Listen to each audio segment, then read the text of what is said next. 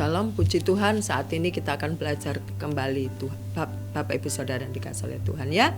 Kita belajar firman Tuhan dimanapun kita perlu belajar. Di gereja juga perlu belajar, di rumah juga perlu belajar. Dan saat ini juga kita belajar akan firman Tuhan. Puji Tuhan, mari kita berdoa sebelum kita kembali membaca firman Tuhan. Puji syukur kami naikkan kepada Tuhan, saat ini Engkau memberikan kesempatan untuk kami belajar firman-Mu. Biarlah hidup kami senantiasa dipenuhi oleh proses pembelajaran akan firman-Mu Tuhan Yesus. Oleh karena itu berikan kami kerinduan untuk terus belajar dan belajar. Terima kasih. Di dalam nama Tuhan Yesus, haleluya, amin. Puji Tuhan, pada pagi hari ini saya akan memberikan judul yaitu Tuhan sebagai Raja. Puji Tuhan. Bapak Ibu Saudara yang dikasihi oleh Tuhan, saat ini bangsa Indonesia sedang serentak mengadakan pemilihan ketua daerah. Tahun kemarin juga serentak mengadakan pemilihan presiden. Dalam pemilihan presiden dan dalam pemilihan kepala daerah pasti mereka mempunyai hal-hal yang menjadi andalan mereka. Ya, statement-statement yang harus mereka sampaikan, ini loh kalau aku kelak nanti jadi presiden, kalau kelak aku nanti jadi pemimpin ketua daerah, nantinya aku akan melakukan ini ya, statement ini akan aku lakukan, begitu ya. Nah puji Tuhan, kita pernah dengar mungkin ya istilah teokrasi di mana pemerintahan itu dipimpin langsung oleh Tuhan. Dalam perjalanan bangsa Israel, di dalam kitab Keluaran, di mana bangsa Israel yang dipimpin oleh Musa menuju ke tanah Kanaan, disitulah Tuhan memimpin, Tuhan sendiri yang membawa mereka keluar dari tanah Mesir melalui Musa tentunya. Ya. Musa menjadi pemimpin orang Israel yang harus membawa orang Israel keluar dari Mesir menuju ke tanah Kanaan, yang nantinya dilanjutkan tanah Kanaan itu ditaklukkan oleh si Yosua.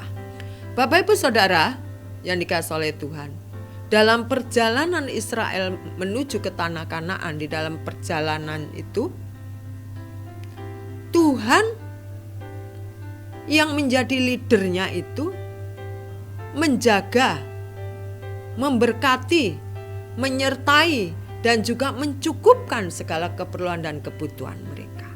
Sebelum Saul menjadi raja dan orang-orang Israel ini mulai dia ingin mempunyai pemimpin baru, yaitu Tuhan tetapkan hakim-hakim. Kita kenal ada Simson, kita kenal ada Gideon, Ibu Deborah. Mereka adalah hakim-hakim yang ditunjuk langsung oleh Tuhan untuk menyelesaikan masalah atau hal-hal yang terjadi di dalam kehidupan orang Israel. Dan hakim-hakimlah inilah yang berperan, tentu atas perintah Tuhan. Dan mereka juga, hakim-hakim ini juga ditunjuk langsung oleh Tuhan. Jadi bukan dia sendiri yang memberikan diri, aku mau jadi hakim atas orang Israel. Tidak. Tuhan yang menunjuk mereka menjadi hakim di tengah-tengah kehidupan orang-orang Israel. Tuhan yang mengangkat. Tetapi di dalam kitab 1 Samuel 8 ayat yang keempat dan yang kelima, saya akan membacanya. Sebab itu berkumpullah semua tua-tua Israel, mereka datang kepada Samuel di Rama dan berkata kepadanya, engkau sudah tua dan anak-anakmu tidak hidup seperti engkau, maka angkatlah sekarang seorang raja atas kami untuk memerintah kami seperti pada segala bangsa-bangsa lain. Waktu itu yang menjadi nabi adalah Nabi Samuel. Samuel mempunyai 2 putra ya. Nah, putra-putranya ini tidak hidup di hadapan Tuhan dengan baik. Maka mereka tidak bisa melanjutkan Samuel untuk menjadi seorang nabi pada waktu itu. Dan orang-orang Israel melihat kehidupan di Filistin, di sana ada seorang raja, Raja Filistin. Atau di bangsa-bangsa lain, mulai dari hatinya tidak merasa puas kalau dipimpin langsung oleh Tuhan. Ya, tidak puas. Mereka, aduh, di sana ada raja, kita nggak punya, bagaimana ini? Nah, di dalam ayat yang ke-5, di sini dikatakan, seperti pada segala bangsa yang lain. Dia menginginkan seorang raja seperti bangsa-bangsa yang lain. Mereka tidak puas, ya. Mereka menolak akan kepemimpinan Tuhan. Bapak Ibu Saudara yang dikasihi oleh Tuhan, pada saatnya nanti kita melihat bagaimana dan siapa yang diangkat menjadi raja atas Israel. Kita tahu kepemimpinan manusia itu ada kekurangannya, ada kelemahannya. Kita pasti ada kekurangan dan kelemahannya. Tetapi itulah kita manusia yang tidak pernah merasa puas. Ya.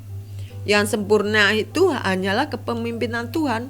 Karena waktu Tuhan memimpin kita atau memimpin bangsa Israel, pasti itu yang terbaik Tuhan berikan dalam kehidupan kita. Yang kita pelajari saat ini dari kehidupan orang Israel yang menolak Tuhan sebagai pemimpin adalah, ya, jangan sampai dalam hidup kita juga menolak Tuhan. Tuhan tuh begitu sabar kepada kita. Tuhan juga punya pengertian yang begitu luar biasa terhadap kita. Jangan sampai kita lupakan, jangan sampai kita abaikan apa yang sudah Tuhan perbuat dalam kehidupan kita. Dalam penjagaan, perlindungan, ya, sangat luar biasa. Oleh karena itu, kalau Israel menolak Tuhan untuk menjadi pemimpin di dalam orang-orang Israel, ini menjadi peringatan kepada kita untuk kita tidak sekali-kali menolak Tuhan tinggal dalam hidup kita. Sebagai raja di atas segala raja, sebagai Tuhan di atas Tuhan dalam hidup kita. Yang memimpin, yang melindungi dan yang menjaga, bahkan yang menyelamatkan jiwa kita. Amin. Pembelajaran hari ini adalah yang dilakukan Israel jangan sampai kita melakukannya, itu menolak Tuhan untuk tinggal dalam kehidupan kita. Amin Bapak Ibu. Puji Tuhan, saya percaya Bapak Ibu Saudara sekalian adalah orang-orang yang begitu militan terhadap Tuhan, ya, begitu mengasihi Tuhan, dan saya percaya dalam suka dan duka Tuhan ada dalam kehidupan kita semua. Puji Tuhan, mari kita berdoa. Puji syukur kami naikkan kepada Engkau Tuhan. Kami rindu Engkau terus tinggal dalam kehidupan kami. Kami undang Engkau terus bertahta dalam kehidupan kami sebagai Tuhan di atas segala Tuhan, sebagai raja atas segala raja dalam kehidupan kami, Tuhan, yang memimpin, yang mengendalikan hidup kami. Terima kasih buat kami terus merindukan Engkau tinggal dalam kehidupan kami sepanjang umur kami, sehingga kami melihat hari-hari kami baik bersama-sama dengan Tuhan. Di dalam nama Tuhan Yesus, haleluya. Amin. Puji Tuhan, selamat beraktivitas. Tuhan Yesus yang menjadi raja atas segala raja tinggal dalam kehidupan kita semua. Amin.